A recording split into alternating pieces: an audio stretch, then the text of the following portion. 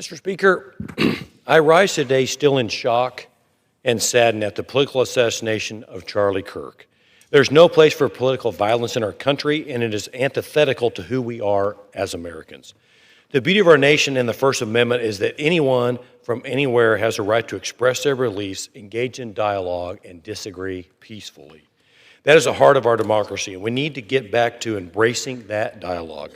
Charlie often said that when we stop talking, that's when violence happens.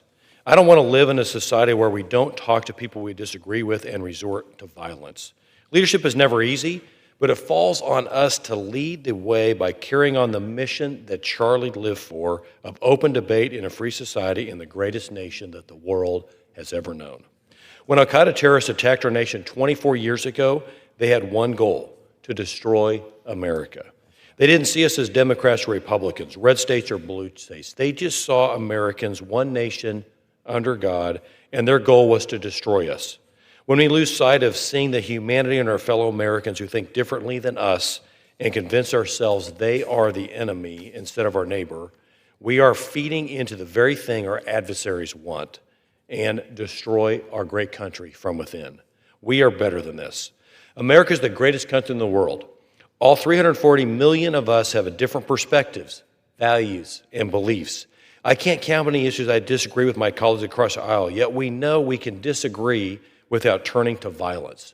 Charlie Kirk was an example of this. He did things the right way, having healthy debates with people who saw differently than him and sparking a movement that transformed an entire generation. Charlie believed that in the promise of America, and his life's work was making sure we lived up to that promise. Audrey and I continue to pray for Charlie's wife, Erica, who has two beautiful young children, and his family, friends, and supporters. Last week, President Trump invited the nation to commit to praying for the country for 1 hour a week ahead of our 250th birthday. I would encourage us to accept that challenge. It's hard to hate someone when you pray with them and for them regularly. One of the greatest blessings of this job is that I get to know and spend time with Kansans all across the big First District. And because of that, I know that we are better than this. America is still the greatest country in the world, and I'm hopeful that we will all take the opportunity to follow Charlie's example by engaging on the issues with our neighbors and living up to the promise of our great country.